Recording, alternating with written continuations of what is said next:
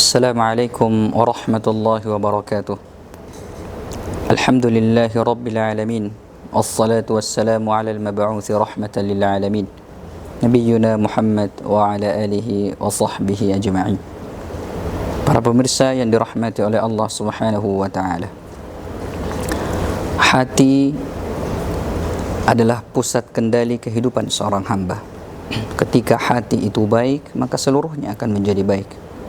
Sebaliknya, ketika hati itu buruk, maka seluruhnya akan menjadi buruk. Kata Nabi sallallahu alaihi wasallam, "Ala wa inna fil jasadi mudghah." Ketahuilah, sesungguhnya di dalam jasad seseorang terdapat segumpal daging.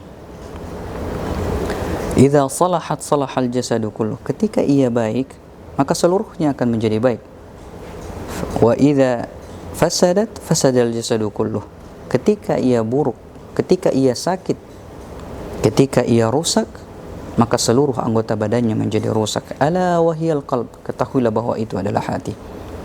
Maka penting bagi seorang hamba untuk senantiasa menjaga hatinya agar tetap sehat. Coba kita perhatikan, ketika kita sedang sakit, kita ingin makan makanan yang enak, makanan yang lembut, akan tetap sulit untuk kita telan.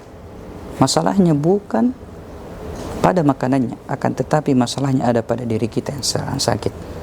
Oleh karenanya, hati yang sakit harus kita senantiasa obati agar mudah menerima kebaikan, dapat menikmati lezatnya ibadah, dan mudah dalam mengarungi kehidupannya di muka bumi.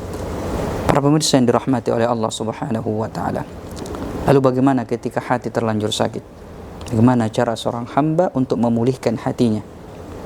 Salah satu hal terpenting dalam memulihkan hati adalah banyak beristighfar dan bertaubat atas dosa-dosa yang pernah kita lakukan.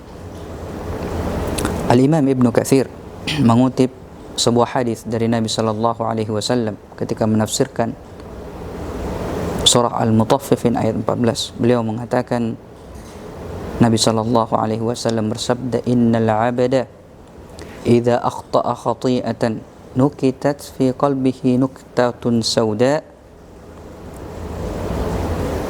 Sungguhnya ketika seorang hamba bermaksiat, ia berdosa, akan muncul noktah hitam di dalam hatinya. Fa idza naza'a wastaghfara fataba. Ketika ia meninggalkan dosa tersebut, kemudian beristighfar memohon ampun kepada Allah Subhanahu wa taala dan bertobat setelahnya, suqilal qalbuh, Allah akan mensucikan hatinya kembali. Wa in 'ada zida fiha. Akan tetapi ketika dia kembali melakukan maksiat, maka tinta-tinta hitam tadi akan bertambah hatta ta'luwal qalbah, akan menutupi seluruh hatinya, akan menjadikan hatinya gelap, menjadikan hatinya kotor. Wa huwa ar-ran alladzi dzakarallah. Dan inilah yang disebut ar-ran, sebagaimana firman Allah Subhanahu wa taala, kalla bal rana ala qulubihim ma kanu yaksibun. Sekali-kali tidak, bahkan telah menjadi gelap hatinya, telah menjadi kusam hatinya akibat dosa yang mereka lakukan. Oleh karena itu penting bagi kita untuk menjaga kesehatan hati kita dengan memperbanyak istighfar kepada Allah Subhanahu wa taala dan bertobat kepadanya. Lalu apa berikutnya? Yakni banyak mengingat Allah Subhanahu wa taala. Karena Allah Subhanahu wa taala berfirman, "Ala bi dzikrillahi tatma'innul qulub." Ketahuilah bahwa dengan berzikir kepada Allah Subhanahu wa taala, mengingat Allah, hati seorang hamba itu akan tenang. Hati seorang hamba akan sehat. Di ayat yang lain Allah mengatakan, alladzina yadhkuruna Allaha qiyaman wa qu'udan wa 'ala junubihim. Orang-orang yang mengingat Allah dalam keadaan berdiri, dalam keadaan duduknya, dalam keadaan berbaringnya. Yatafakkaruna fi khalqis samawati wal ard. Mereka memikirkan tentang penciptaan langit dan bumi seraya mengatakan, Rabbana ma khalaqta hadza batila. Ya Rabb, tidaklah engkau sia-sia menciptakan ini semua. Ini pokok dari ibadah, mentauhidkan Allah, mengagungkan Allah dalam segenap ibadah kita. Oleh karena itu, i'tikaf menjadi momentum terbaik merehabilitasi hati seorang hamba.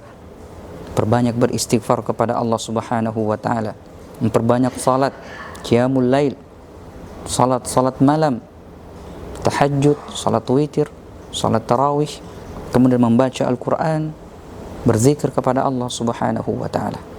Apalagi di malam-malam terakhir.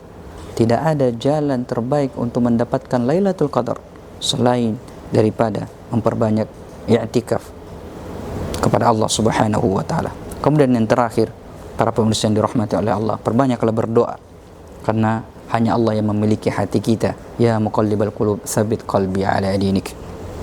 Semoga Allah Subhanahu wa taala senantiasa membersihkan hati kita, mensucikan hati kita, sehingga kita mudah menerima kebaikan serta ringan dalam menjalankan ketaatan. Allahul musta'an wa huwa waliyut taufiq. Assalamualaikum warahmatullahi wabarakatuh.